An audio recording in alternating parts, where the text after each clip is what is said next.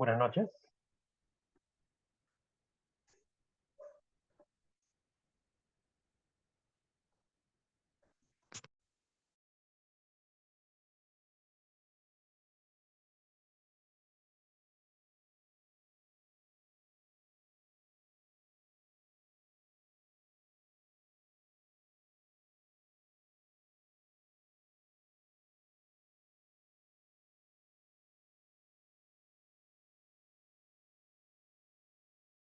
Hola, ¿qué tal? ¿Cómo están? Muy buenas noches. Dentro de unos minutos vamos a comenzar con la sesión del día de hoy. Vamos a esperar a que sus compañeros se vayan conectando.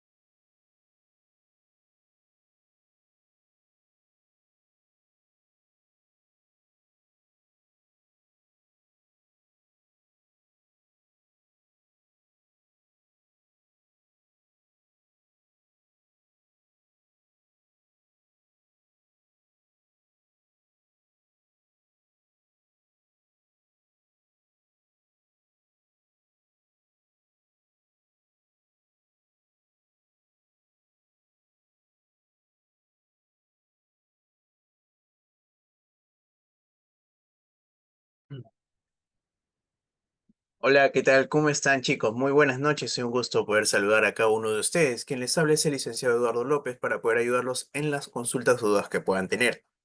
En esta oportunidad ya vamos a dar inicio a nuestro gran taller para que podamos comenzar. Trastornos del neurodesarrollo en la infancia. Vamos a poder ver las identificaciones y estrategias de intervención.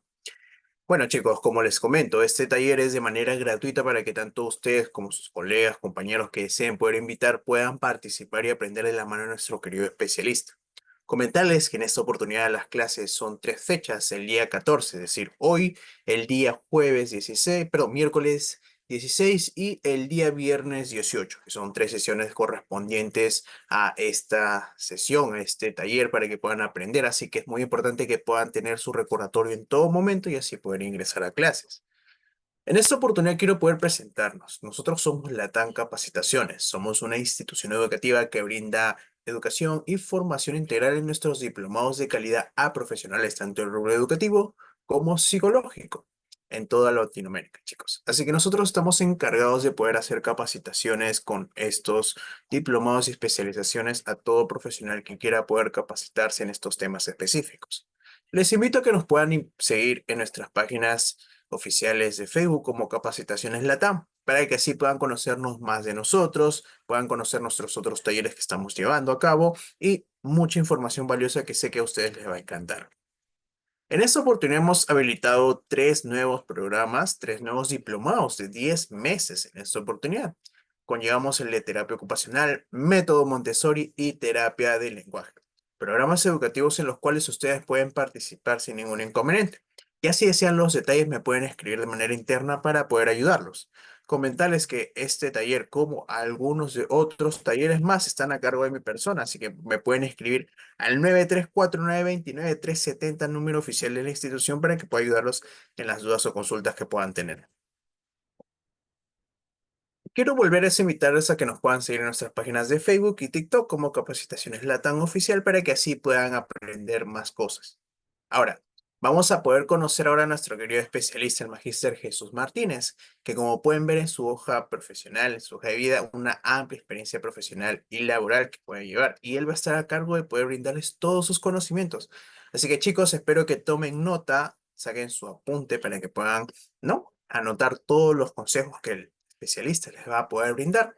Y sin más que poder quitarles el tiempo, porque cada minuto es valioso en estos talleres, vamos a dar pase a nuestro querido especialista Jesús para que pueda comenzar con esta sesión. Comentarles que en esta oportunidad, chicos, sí hay que mantener los micrófonos apagados para no interrumpir a la ponencia, las consultas directamente al chat de Zoom, ¿de acuerdo? Y quédense al finalizar de la clase, ya que voy a estar dando los detalles de la asistencia y el tema también de la certificación para aquellas personas que están buscando certificarse. ¿De acuerdo, chicos? Muy buenas noches, querido especialista. Le voy a dar el pase ya para que pueda comenzar y en esta oportunidad dejarlos con nuestros alumnos. Bien, ¿qué tal? Buenas noches con todos. Primero que quisiera confirmar, por favor, si se me puede escuchar nítidamente para que no tengamos interrupciones durante el proceso, ¿no? ¿Se puede escuchar perfectamente? ¿Puede responder por el chat, por favor? Bien, gracias, Lisette. Gracias, Elisa. Buenas noches. Gracias, Isabel. Bien, en esta oportunidad, como ya lo ha comentado el presentador, tenemos tres sesiones de aprendizaje. Voy a pasar a compartir la pantalla. Eso sí, yo voy a hacer algunas preguntas a ustedes como participantes, ¿ya? Porque me interesa saber con quiénes también estamos esta noche.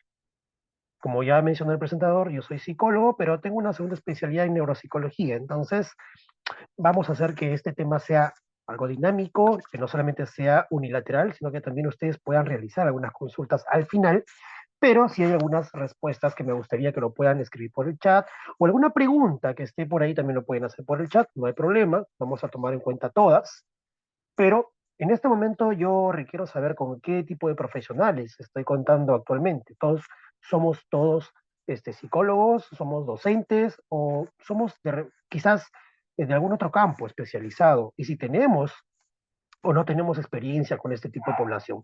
Pueden ir respondiendo el chat, por favor. No hay inconveniente, puedo leerlos.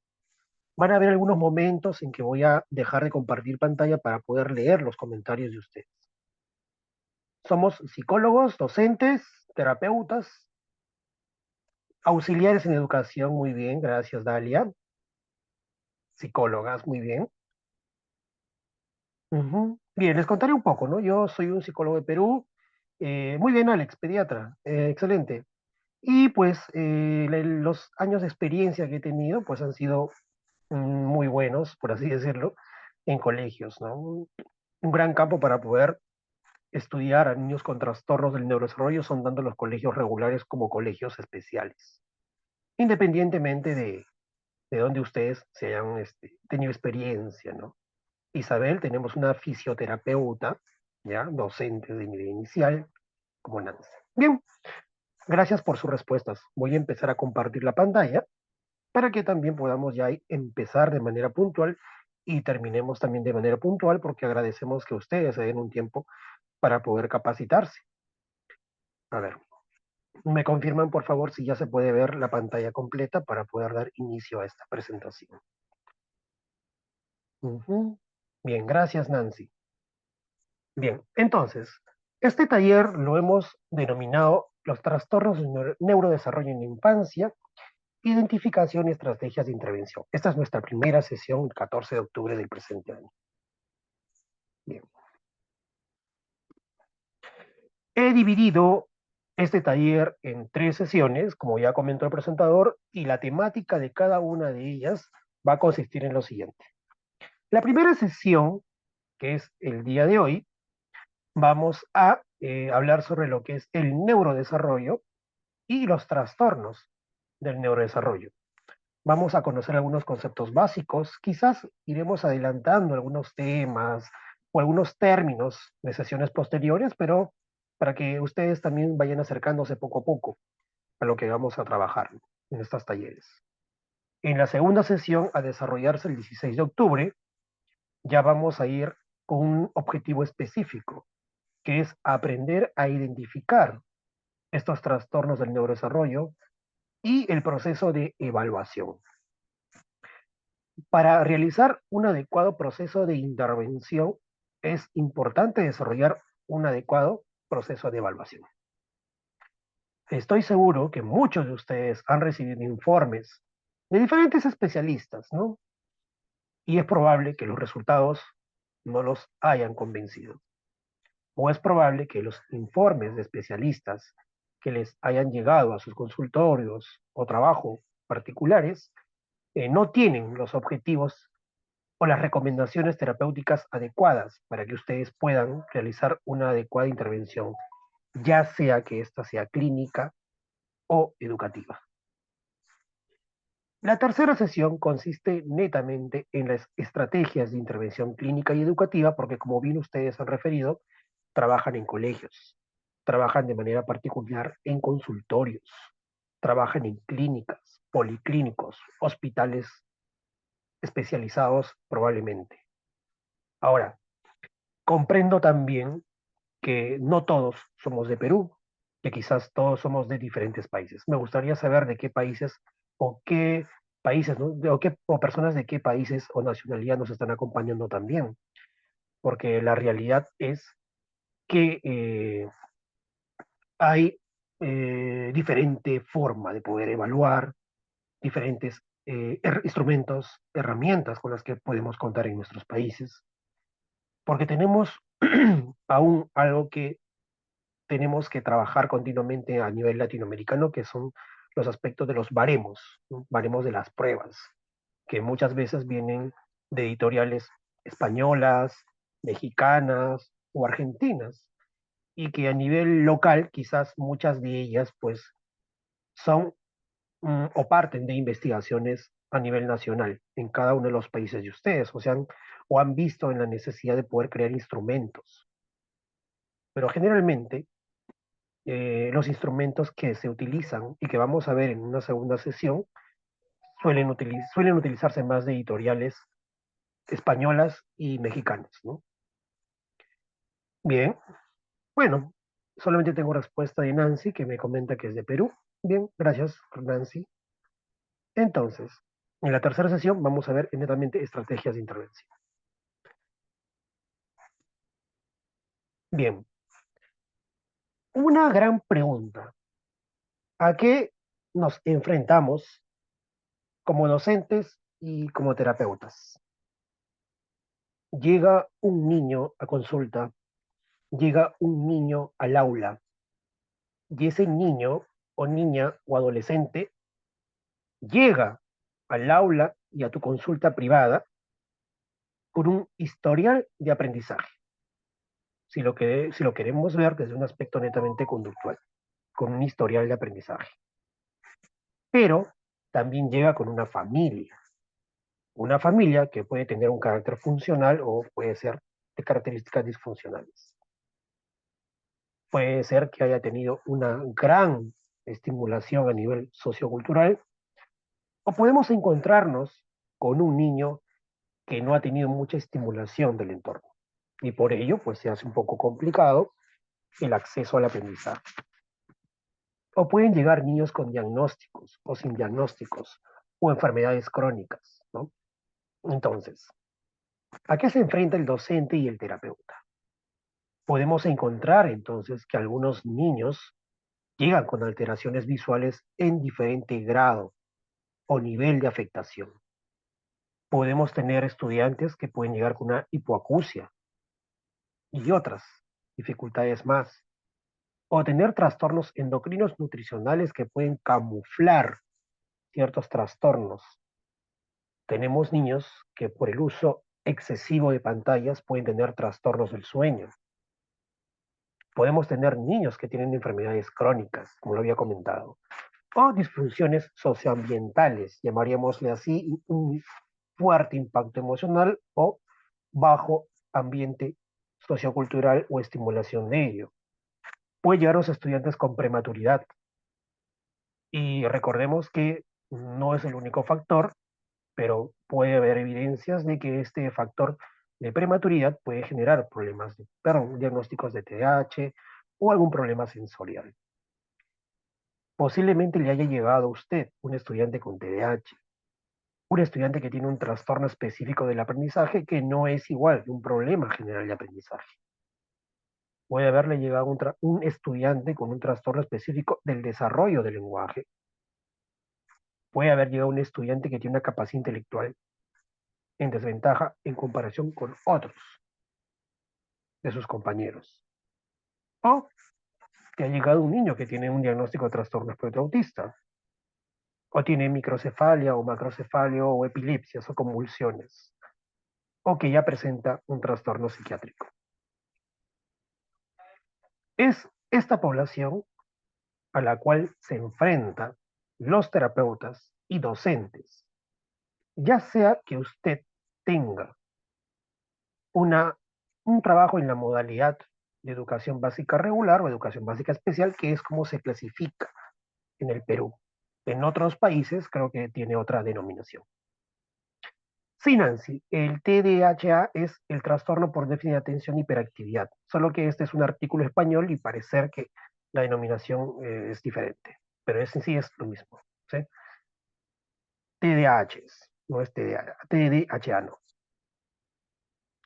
Bien, quiero invitarlos a que ustedes puedan revisar el artículo denominado Trastornos del neurodesarrollo, dónde estamos y hoy y hacia dónde nos dirigimos. Es del año 2022. Es de hace 2 años, específicamente. ¿Por qué?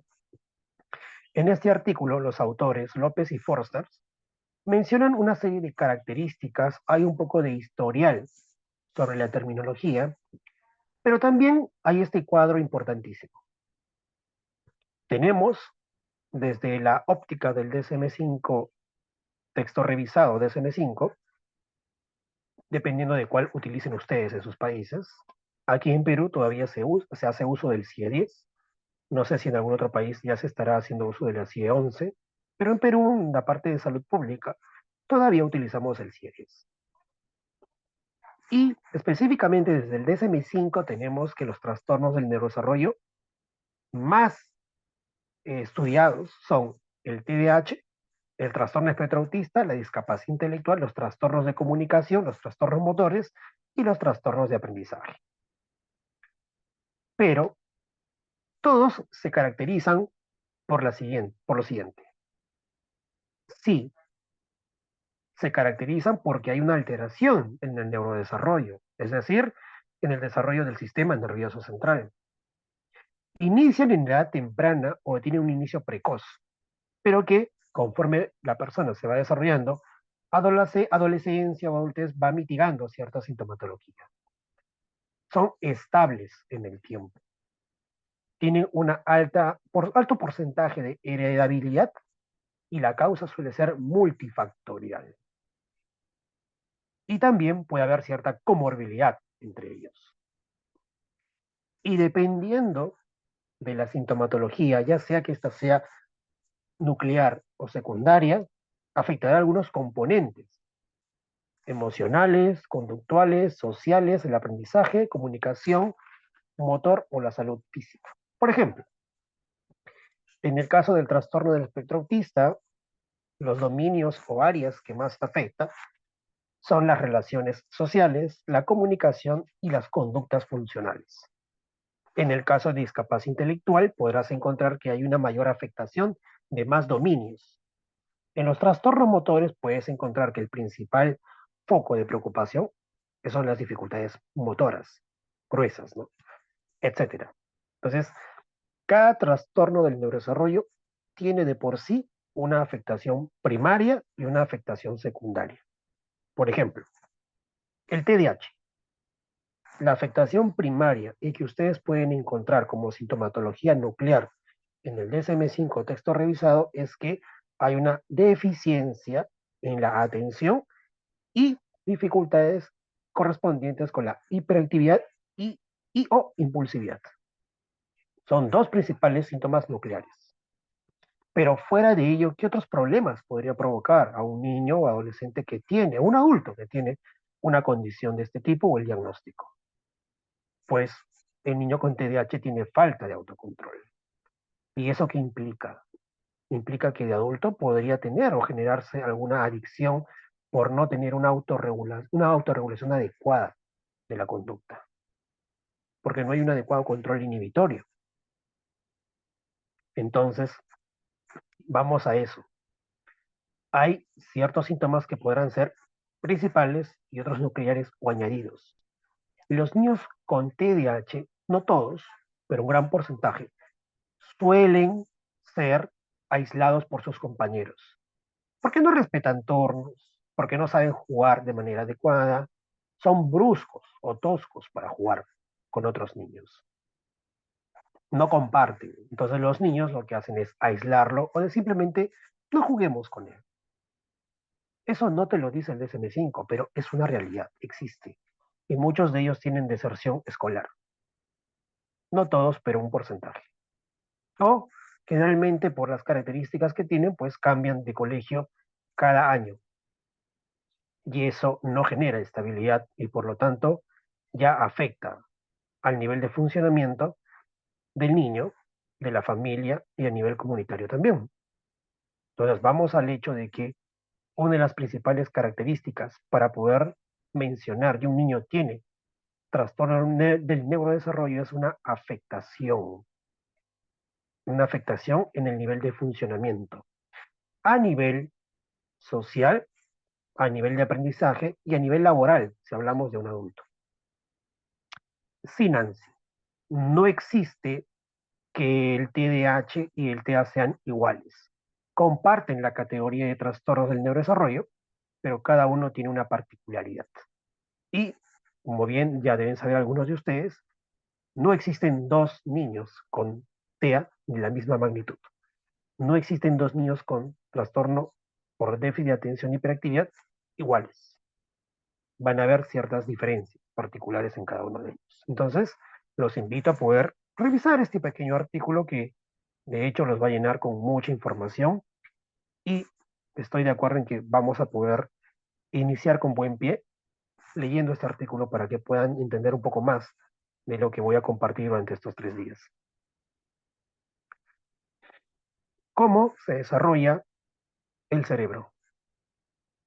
El cerebro se desarrolla en dirección que ustedes ven en las flechas, desde la parte más anterior a la parte posterior, desde la subcorteza a la corteza.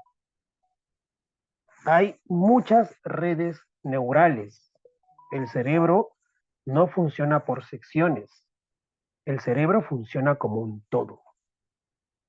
Si nosotros en algún momento hemos llevado estudios de neuropsicología o hemos llevado estudios de neurociencias en psicología o cualquier otra forma dinámica de poder estudiarlos, es muy simple. Lo llevamos porque está seccionado cada área. Cada área tiene una función correspondiente. Pero no es que las funciones ejecutivas solamente estén en el área frontal. No, porque para que tú puedas planificar lo que vas a decir, no solamente utilizas el frontal, utilizas el área motora primaria, que no está en el lóbulo frontal, está en el lóbulo parietal, o tiene parte de la sección parietal y el surco central del cerebro. También vas a encontrar estructuras subcorticales que van a tener que, o que forman parte de esa dinámica entre la parte frontal y cerebelar, cuando hablamos de planificación del movimiento, planificación de la motricidad gruesa. Entonces, traten ya de ir disminuyendo neuromitos. El cerebro funciona como un todo. Es una red neural y solamente está seccionada para estudio. Lo que sí es una realidad es que al haber mayores conexiones en un lóbulo determinado y al haber un impacto o una injuria o una lesión en esa área, sí van a haber más afectaciones. Pero eso no me está diciendo que solamente en esa área estén las funciones ejecutivas. No, las funciones ejecutivas tienen tanta influencia de la corteza como de la subcorteza. Eso deben tenerlo clarísimo. Entonces, vamos a definir en sí qué es el neurodesarrollo. En Señat, Roy y García del 2015 refieren que el desarrollo del sistema nervioso, y voy a usar un lapicito aquí para poder determinar algunas ideas importantes, ¿me permiten un momento? Ya, listo. Bien, entonces, ¿qué tenemos? En Señat, Roy y García mencionan o definen que el neurodesarrollo o desarrollo del sistema nervioso se da desde el periodo embrionario. Entonces, hay que tomar en cuenta lo siguiente. Cuando ustedes hagan una adecuada anamnesis, sí, por favor, si puedes apagar tu micrófono por ahí, si es que no se está colando un micrófono por ahí. Entonces, si hablamos de desarrollo del sistema nervioso, ¿qué vamos a encontrar? Vamos a encontrar entonces que es un proceso sistemático, ordenado y genéticamente programado. ¿Ya? Se da desde el periodo embrionario, continúa en el periodo fetal y se extiende hasta alcanzar la tercera década de la vida. ¿Por qué decimos que se extiende hasta alcanzar la tercera década de la vida? Porque según estudios nos dicen que el lóbulo frontal llega a su máximo desarrollo a los 25 años, dependiendo del autor que ustedes, ¿no?, revisen. Pero generalmente muchos confluyen en que generalmente terminamos la maduración cerebral desde hasta los 25 años y que posterior a los 30, 35 ya hay un proceso de involución en el sistema, en el desarrollo del sistema nervioso, ¿no? Ya hay un proceso de involución que ya se ve afectado en edades posteriores. Por eso es que sí, es cierto que los 5 primeros años de vida son muy importantes porque hay periodos críticos, hay periodos sensibles y hay ventanas de oportunidades para ciertos procesos cognitivos. Tomar en cuenta que en la fase embrionaria va desde la fecundación hasta la décima semana de gestación. Ahora, ¿cuántos de ustedes en sus anamnesis le preguntan a la madre de familia si ha ocurrido algún problema durante los 3 primeros meses de gestación, el primer trimestre? ¿Y por qué preguntar por el primer trimestre? Pues muy sencillo, porque en el primer trimestre ya comienza a haber una formación adecuada de lo que es la placa neural, que es muy importante y que es, por así decirlo, el punto de partida para el desarrollo de todo el sistema nervioso central. Y vamos a ver por qué, y por qué es un proceso importante. Entonces, fase embrionaria, fecundación hasta la décima semana de gestación, y la parte fetal desde la 10ª semana hasta el nacimiento. Hay que tener claros esos periodos. Pero también hay que recordar que en la fase embrionaria distinguimos dos etapas. La etapa de la formación de la placa neural, que es hasta la 2ª semana de gestación, y la etapa embrionaria, que es de la 3ª a la 10ª semana de gestación. Y después de la 10ª semana ya se sustituye el término de embrión por feto. Esto lo dicen los autores del 2015. ¿Por qué tenemos que tener claro esto? Porque tenemos que saber que durante los 3 primeros meses de gestación, cualquier evento o enfermedad puede alterar este neurodesarrollo. Y es importante preguntarlo. Entonces, el neurodesarrollo se da por 4 procesos importantísimos, que Portellano le llama mecanismos del desarrollo del sistema nervioso o neurogénesis. ¿Y qué vamos a encontrar? Pues vamos a encontrar que la primera fase es la proliferación.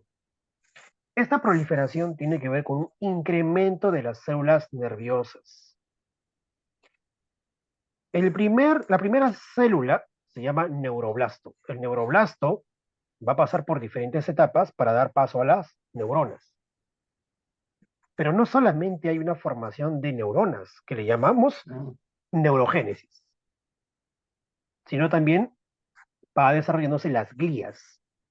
Y tienen otro proceso diferente que se llama gliogénesis. Y las glías, generalmente denominadas en cualquier libro de neuroanatomía, son como aquellos recursos que apoyan a la formación, desplazamiento, conexión de una neurona. Es como una secretaria, por así decirlo. Entonces, quiero que vean muy bien el periodo en que se desarrolla la proliferación. Desde el de segundo al 4.º mes de gestación. Entonces, siempre es importante preguntar a la madre de familia: señora, durante los 3 primeros meses de gestación, ¿tuvo usted alguna enfermedad, alguna dificultad de salud, alguna infección que haya podido, qué cosa, interrumpir este proceso importante, que es la formación de neuronas y el incremento de las células nerviosas? Ojo, solamente proliferación, hay que conocerlo como incremento de células nerviosas, en términos más, eh, por así decirlo, entendibles.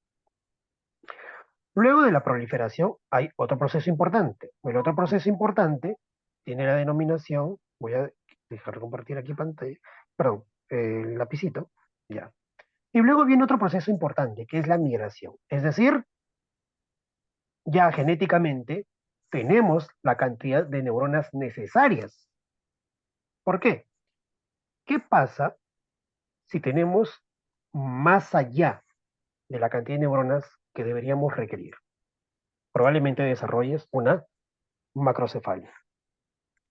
¿Qué pasa si no logras tener la cantidad necesaria de neuronas genéticamente programadas y hay una disminución en el volumen o en la proliferación de estas?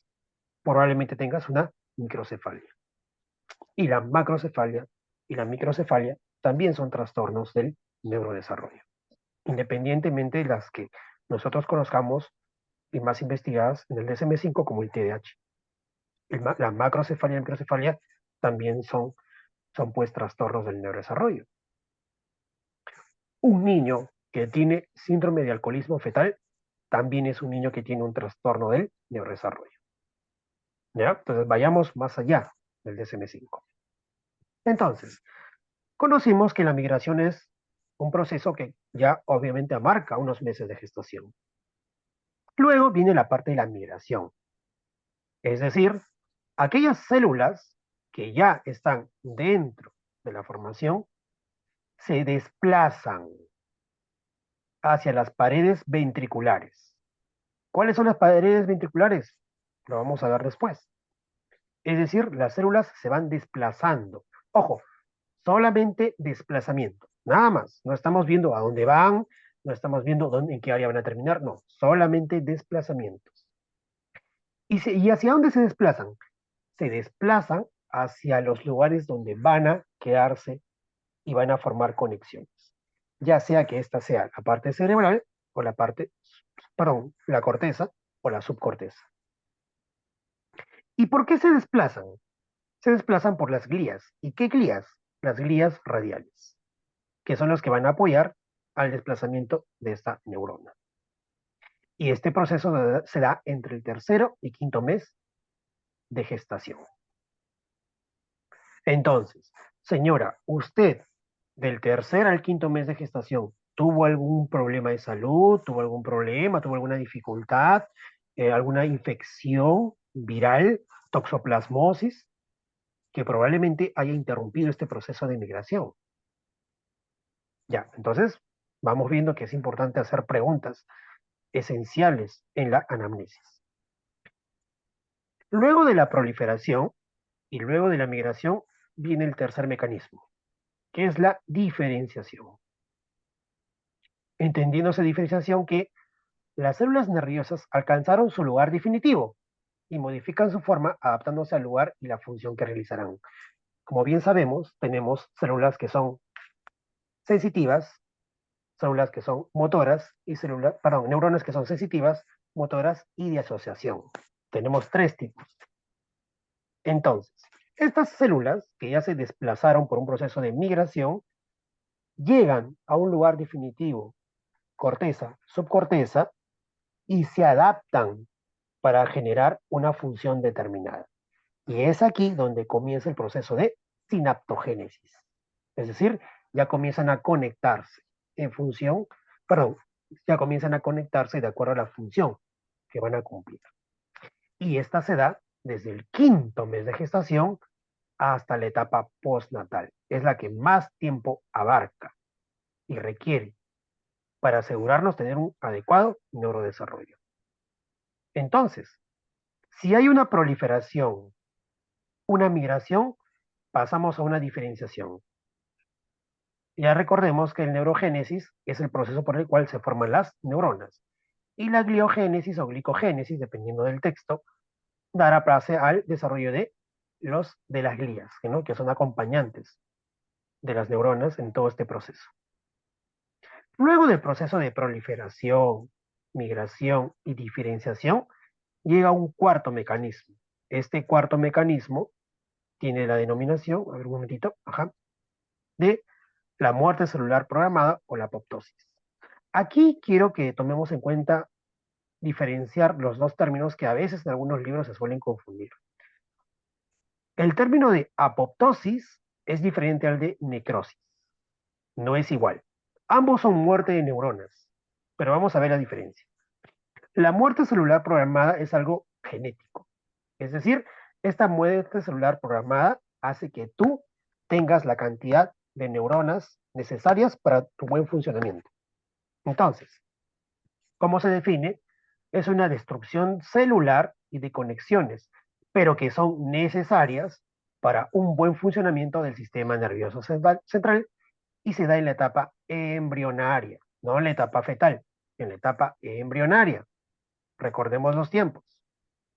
Entonces, la apoptosis es una muerte celular programada, ¿ya? Y la necrosis es cuando ya estamos hablando de que las células neurales mueren debido a una inflamación o debido a un proceso ya de asociado a patología. Esto suele ocurrir más en demencias por enfermedad de Alzheimer. Entonces, es diferente la muerte celular, no es igual. Pero la apoptosis es la que sí se desarrolla pues durante el proceso de neurodesarrollo. Entonces tenemos cuatro mecanismos por los cuales se da la formación del sistema nervioso. La proliferación, la migración, también tenemos la especialización de la neurona y la muerte celular programada o la apoptosis. Entonces, esto de aquí, más los tiempos, plantéenlo en su anamnesis. Va a ser muy importante saber qué procesos externos han ocurrido durante el proceso de gestación en cada uno de ellos, que pueda generar algún trastorno del neurodesarrollo. Entonces, otro evento importante va a ser el desarrollo de esta placa neural, que como ustedes pueden ver aquí, lo voy a tratar de señalarlo para que lo puedan ver.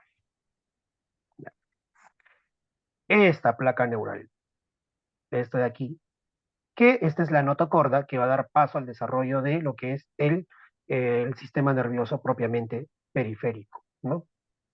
Y esto de aquí va a dar paso a lo que es la corteza o aquel tejido que va a cubrir y va a acompañar o rodear a todo este proceso del neurodesarrollo. Y estas son las crestas neurales. Entonces, hay diferentes estructuras que se van a formar a partir del mesodermo, del ectodermo y el endodermo. A lo que quiero llegar es lo siguiente. Hay niños que han tenido problemas de mielino-meningocele porque no ha habido un adecuado cierre del tubo neural, porque se ha visto interrumpido este proceso. Entonces, hay, hay ciertos cuadros de trastornos del tubo neural ocultos, mientras que hay otros que sí son evidentes. Entonces, hay que preguntar siempre a la madre de familia, o ser muy observadores, si es que el niño en la parte baja de la espalda presenta eh, mucha vellosidad, porque suele ser indicador de que hay un trastorno del tubo neural que está pues camuflado. Entonces hay que averiguar muy bien si es que el niño tiene problemas. Por ejemplo, ¿no? Hay niños que tienen problemas de control de esfínteres por un tema ya neurológico, mientras que hay otros que tienen problemas de control de esfínteres por un tema más conductual o de falta de entrenamiento, ¿no? En ello. Entonces, siempre yo les sugiero a ustedes, psicólogos, terapeutas, que siempre consulten con el especialista pediatra o el neuropediatra. Siempre. Si vemos alertas de que no se están cumpliendo ciertos hitos del desarrollo, consulten con un neuropediatra o pediatra. Su especialidad es muy importante para poder determinar si el desarrollo se ha hecho de manera adecuada. Probablemente el pediatra o el neuropediatra posteriormente lo derive a una evaluación psicológica o psiquiátrica, dependiendo de la dificultad que él pueda encontrar o visualizar en el neurodesarrollo. Pero el neuropediatra es un gran apoyo para este tipo de trastornos. Y está de más decir que los niños que tienen trastornos del neurodesarrollo se sugiere que las evaluaciones sean de forma anual.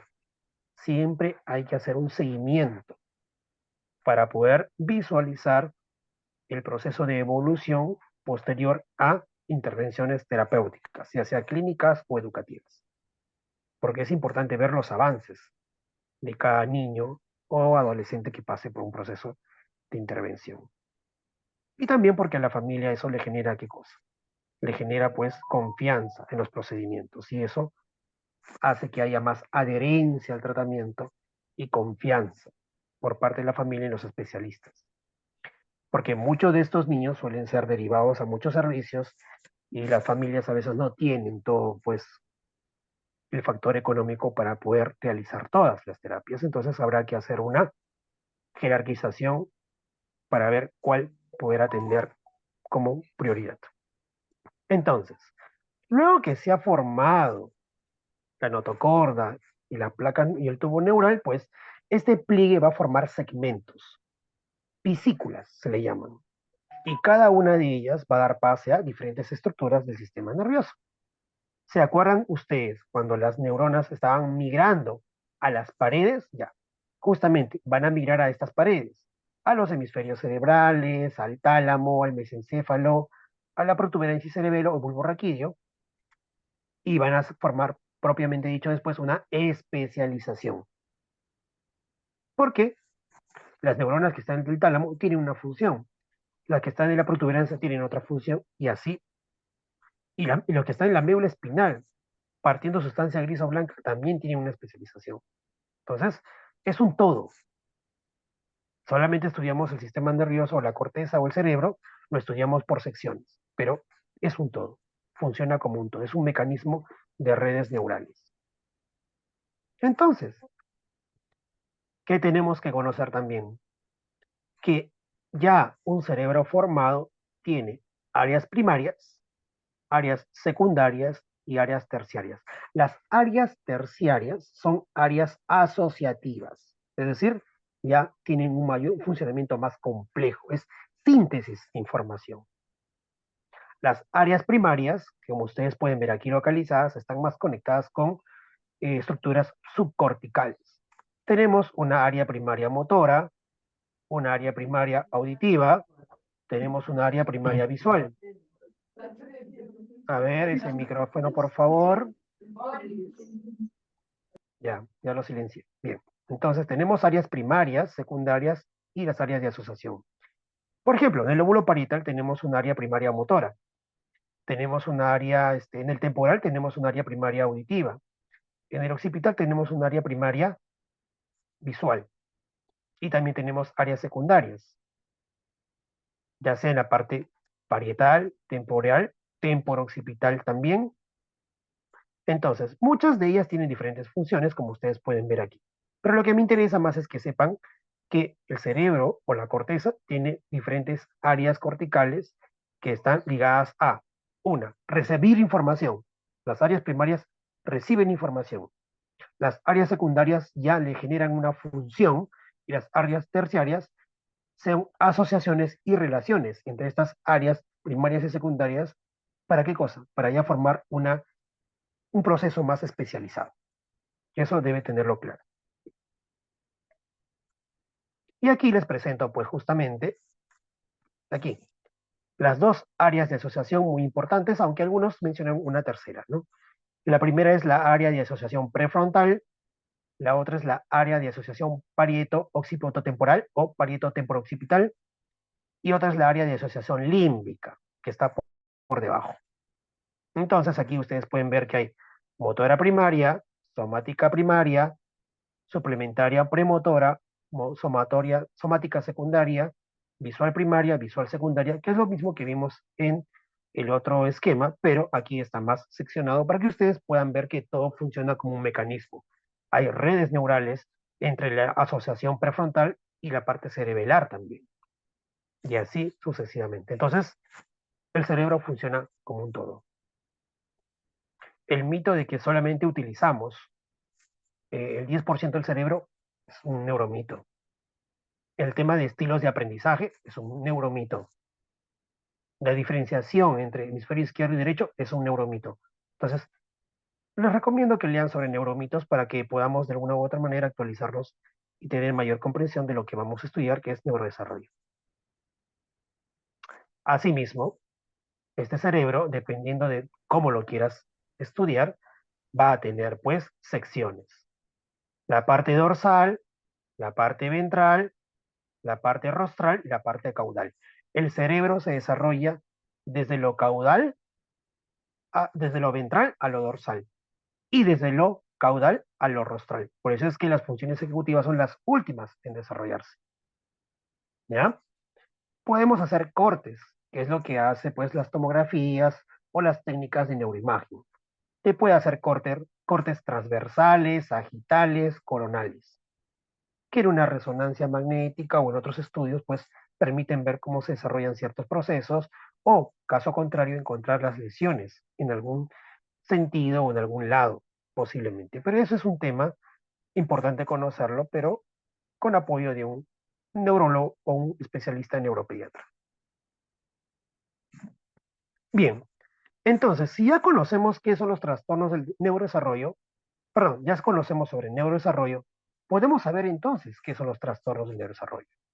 Y Yáñez en el 2016 muy bien los define como alteraciones o dificultades cognitivas y conductuales que se manifiestan por primera vez en edades tempranas y que pueden durar o tener repercusiones hasta etapas posteriores. Pero ¿qué cosa es? ¿Qué son? Son alteraciones del desarrollo del sistema nervioso. Y si pueden diferenciar dependiendo de dos componentes importantes que les mencioné. Puede haber una afectación global de dominios, como puede haber afectación específicas. En el caso de discapacidad intelectual, tiene una afectación global, porque se ven afectados diferentes dominios o áreas del desarrollo. Mientras que en niños con TDAH puede tener una afectación específica de ciertas áreas. Pero eso sí, muchos autores comparten que existe una alta comorbilidad entre ellos. Puede haber niños que tengan trastorno de espectro autista y TDAH, o discapacidad intelectual y TDAH. Entonces, hay una alta comorbilidad, o un niño que tiene TDAH y tiene trastorno negativista desafiante, o algún otro trastorno de conducta. Eso existe y es una realidad. También rescato dos autores importantes, ¿no? Artigas, Pallares y Narbona mencionan que los trastornos del neurodesarrollo son alteraciones o retrasos en el desarrollo de funciones. Pero ojo, aquí rescato lo que dije anteriormente, de la maduración del sistema nervioso central. Y que para que nosotros podamos entenderla, tenemos que tener conocimientos de genética, psicología evolucionista o psicología del desarrollo, psicología cognitiva y neurobiología, para poder entender muy bien de qué estamos tratando. Y por otro lado, en forma más actualizada, por así decirlo, de hace unos años atrás, 7 años atrás, Galán López menciona que es un grupo de alteraciones o problemas que interfieren en la adecuada maduración y funcionamiento, que es una característica importante. La afectación del nivel de funcionamiento de la persona que tiene un trastorno del neurodesarrollo va a impactar también a nivel social, a nivel escolar y a nivel comunitario. Y en muchos de los criterios diagnósticos es uno de los principales criterios para su diagnóstico también. Pero podemos encontrar otros trastornos del neurodesarrollo. Podemos encontrar algunos trastornos del neurodesarrollo que se han provocado por defectos en el cierre del tubo neural, de lo que hablábamos en el desarrollo de la notocorda. Hay niños que nacen con anencefalia, espina bífida, hidrocefalia o síndrome de Dondi-Walker. Un trastorno de la proliferación, como ya lo había mencionado, la macrocefalia y la microcefalia. ¿Cuáles son los trastornos de la migración neuronal? Lisencefalia, que significa que el cerebro no tiene los surcos, sino que es liso. O una agenesia del cuerpo calloso o disminución de la estructura, de, este, de esta estructura importante que conecta ambos hemisferios. También puede haber trastornos de mielinización, como las neuropatías o miopatías. Ahora, puedes tener un trastorno del neurodesarrollo, ¿por qué? Porque tienes una encefalopatía hipóxica isquémica, falta de oxigenación, o niños que cuando nacen tienen el cordón umbilical en el cuello y tienen una coloración morada, por ejemplo, no en todos los casos. O niños que tienen parálisis cerebral infantil debido a esto. Algunos pueden presentar leucomalacia periventricular, hipoxia o dar una hemorragia intracraneal debido a un accidente o a un trauma. También pueden desarrollar trastornos del neurodesarrollo, infecciones como la toxoplasmosis, el famoso citomegalovirus, que en Perú, cuando uno hace antecedentes, una entrevista a familias a veces ha generado problemas de epilepsia y otros trastornos. Que la madre haya tenido rubiola o la infección por VIH por parte de la madre o del padre. Inflamaciones como infecciones como la meningitis o encefalitis también pueden provocar discapacidad cognitiva u otras características que afectan en el desarrollo del sistema nervioso. También preguntarle a la madre de familia, señora, ¿usted ha consumido drogas o sustancias psicoactivas? ¿Ha consumido alcohol? El consumo de alcohol etílico durante los meses de gestación importantes que va a provocar síndrome de alcoholismo fetal, que es un trastorno del neurodesarrollo. Consumo de tabaco. Entonces, realizar una buena anamnesis me va a permitir poder predecir o poder obtener la etiología de algún posible trastorno del neurodesarrollo. Entonces, ¿en qué se caracterizan estos trastornos del neurodesarrollo? Porque es un desarrollo inapropiado en una o varias áreas o dominios. Existe una alta comorbilidad entre ellos. Suele ser causada por anomalías estructurales y funcionales del sistema nervioso, recordando que anomalías funcionales es lo que habíamos visto, factores externos que no ayudan en este neurodesarrollo. Algunos tienen etiología genética, como el síndrome de Down, por ejemplo. Muchos de ellos se dan en etapa gestacional. Eso no implica que no se den postparto. Repercuten en la vida del niño, la familia, su comunidad y la escuela. Y se requiere de un acertado diagnóstico e intervención para poder ayudar tempranamente a esta persona y que suelen ser como característica importante consistentes en el tiempo. Entonces aquí ustedes pueden ver que, si bien es cierto, una persona puede tener un diagnóstico o una condición de discapacidad intelectual debido a ataques convulsivos, pero que a su vez puede tener dificultades sociales, dificultades en lenguaje, comportamientos extraños, que pueden ser síntomas nucleares del autismo, pero que comparten.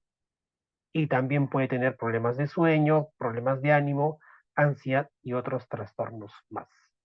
Por eso es que existe una gran comorbilidad entre ellos. Hay que aprender a diferenciar cuál sería el diagnóstico primario del secundario, que es una tarea también muy ardua y que, valga la pena decir, no se realiza por un solo profesional. El abordaje en niños con trastorno del neurodesarrollo suele ser multidisciplinario. Entonces, ¿contamos con profesionales que nos puedan ayudar? Sí, psicólogos, psiquiatras, pediatras, neuropediatras, tecnólogos médicos, terapeuta de lenguaje, terapeuta ocupacional, terapeuta físico. Cada uno de ellos tiene un rol importante en la evaluación y el diagnóstico. No podemos ser mezquinos o caer en intrusismo. El neuropsicólogo también es importante y trabaja de la mano con psiquiatras o neuropediatras. Entonces, como les había mencionado anteriormente, si usted sospecha de que un niño o niña tiene algún signo de alarma que usted haya evaluado en psicología a través de escalas de desarrollo, sugiere su informe o recomienda en el informe del niño evaluado que pase por pediatra o neuropediatra, que también pueda dar una visión desde su especialidad. Y posteriormente se haga un programa de intervención específico, individual y de acuerdo a las necesidades. Entonces, hay que conocer también los padres, el rol importante de la familia. El perfil del padre o mamá que no está asesorado, que no está capacitado, que no está psicoeducado por un profesional, es aquel padre que no acepta el diagnóstico de su hijo o hija. Limita el funcionamiento y aísla al niño. Sin querer lo hace. No, no lo puedo llevar a fiestas porque es muy hiperactivo, muy distraído. Si bien es cierto, las familias luchan para que sean incluidos, pero ellos mismos en varias ocasiones son los que los aíslan. Hay un estilo de crianza sobreprotector y por lo tanto limita el funcionamiento y la autonomía.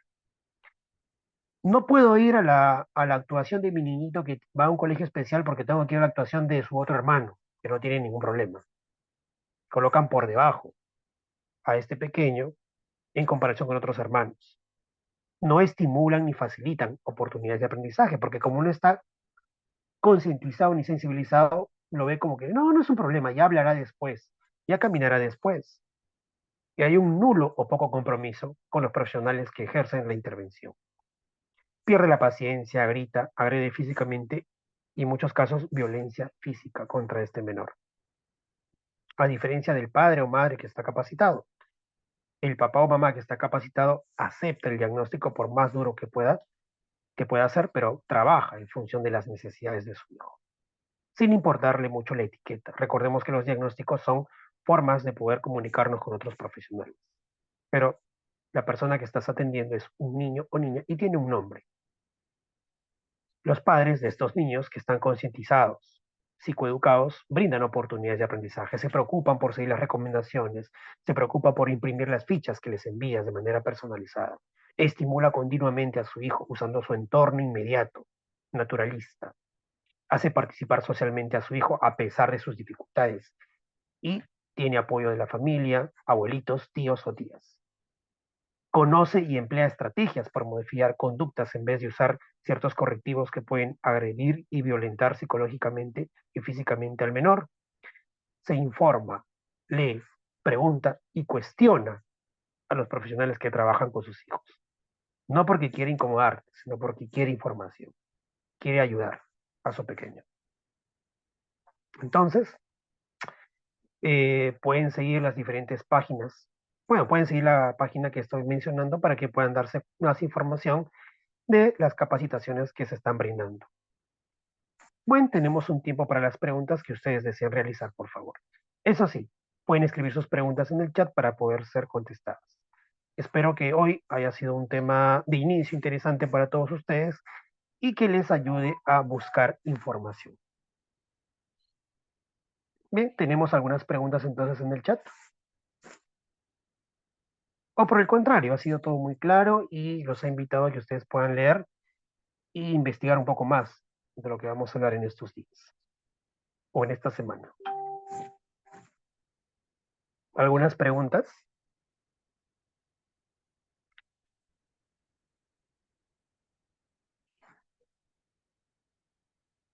Bien, Luis.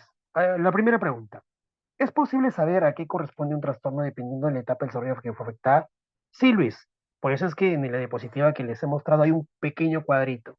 Inclusive se dice que la dislexia, por ejemplo, tiene origen, en algunos artículos mencionan que tiene origen en el mecanismo de la especialización de las neuronas, en ese, en ese mecanismo de especialización, en el cual se forman o se unen en sinapsis para poder tener una función determinada. ¿El autismo a qué se debe? Buen Yamilí, te diría que hasta la actualidad lo que sabemos es que es multifactorial. Hay genes asociados a trastorno espectro autista, pero no son únicos, son varios. Y también hay factores ambientales que también inciden de alguna u otra manera en su aparición. Entonces, todo trastorno del neurodesarrollo tiene causas multifactoriales. Bien, ustedes pueden consultar libros como Neuropsicología Pediátrica. Voy a colocar los títulos. ¿Trabajaremos estrategias para trabajar los trastornos? Sí, obviamente que no es un diplomado o no es una maestría, pero sí tendremos algunos acercamientos a estrategias para los trastornos expuestos. Ah, lo puse solamente para una persona. A ver, ya. Entonces, el primer libro que podría recomendarles es Neuropsicología Pediátrica, es de Editorial Síntesis. También pueden consultar el libro de Neuropsicología de los Trastornos del Neurodesarrollo, de Yáñez, de Editorial Manual Moderno. Ya, también pueden consultar algunos libros sobre neuropsicología infantil, también tienen mucha información, o artículos en revistas como la Sociedad Neuropsicológica de Chile, Revista Latinoamericana de Neuropsicología, pero generalmente traten de buscar libros que tengan que ver con neuroanatomía o neurobiología. Entonces ellos tienen mucha cantidad y además está decir que pueden revisar el DSM-5 o el CIE-11, que si bien es cierto es un manual psiquiátrico, pero que nos da acercamientos para poder conocer y distinguir los trastornos.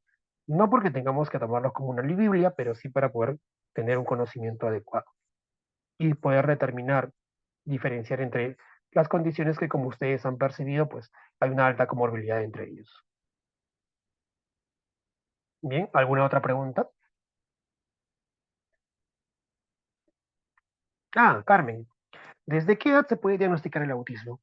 El 2019 un artículo mencionaba que hay ciertos síntomas previos que pueden ir adelantándonos a lo que podría ser un trastorno espectro autista, entre ellos la falta de sonrisa social y dificultades en la atención conjunta, que se desarrolla en los primeros meses del desarrollo.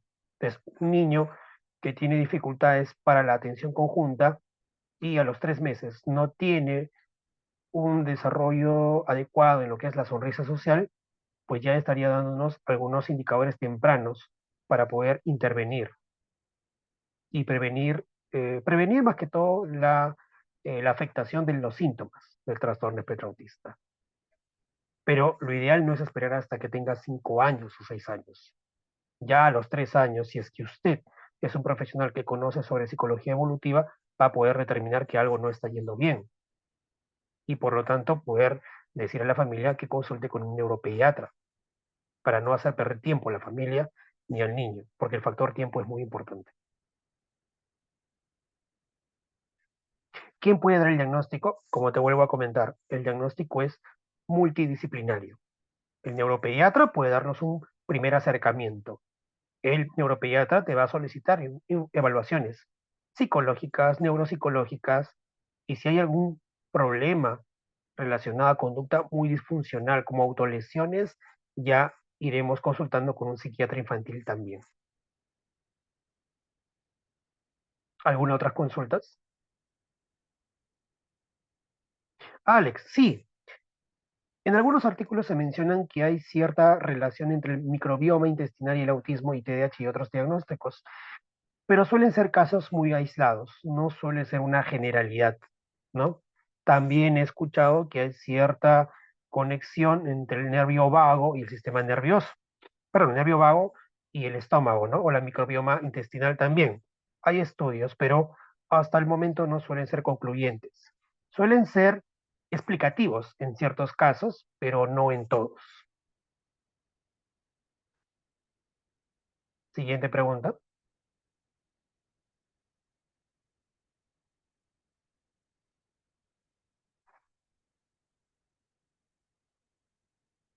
Bien, creo que no hay más preguntas por el momento.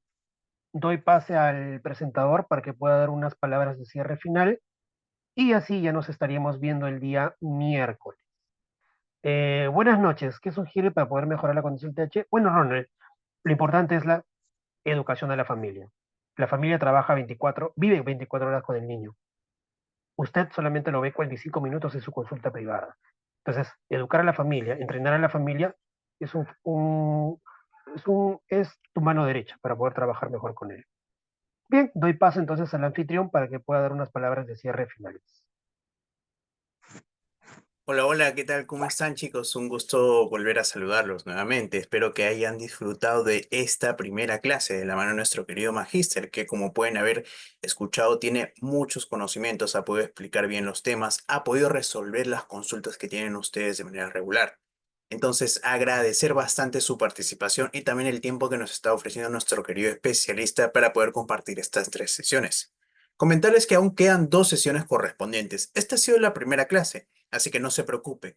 Ahora, en esta oportunidad, chicos, si ustedes quieren poder invitar a colegas, personas interesadas, hasta los mismos padres de familia que están, no, teniendo en casa, de quizás sus pequeños niños, alumnos o demás, inviten también a sus padres de familia para que puedan aprender justamente cómo poder ayudar a nuestros niños. Porque ya nuestro querido especialista ha podido compartir la planificación de estas 3 sesiones en realidad. Y también lo he compartido a través del grupo de WhatsApp. Entonces, vamos a poder ver estrategias en estas clases, vamos a poder ver mucho más, pero obviamente, chicos, quiero la participación de todos ustedes, que es realmente nato de que ustedes puedan tener. Entonces, agradecer bastante nuevamente, chicos, también los que desean poder ir teniendo una certificación para poder avalar lo que están aprendiendo aquí, me pueden escribir a mi WhatsApp al 934-929-370 para que pueda ayudarles con los temas académicos que en esta oportunidad tienen.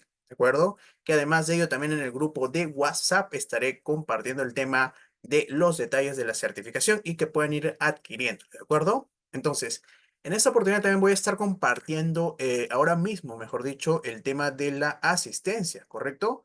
Vamos a poder ver la asistencia de este taller, lo voy a estar compartiendo ahora mismo por el grupo, acá está, y también por este chat de Zoom. Entonces, para que puedan ir llenando su asistencia debidamente, ¿de acuerdo, chicos? Agradecerles bastante y bueno, nos vemos ya en esta próxima sesión. Cuídense bastante y muchas gracias, ponente Jesús. Bien, gracias a ustedes y que tengan buenas noches. Ya nos estaremos viendo el día miércoles entonces. Hasta luego.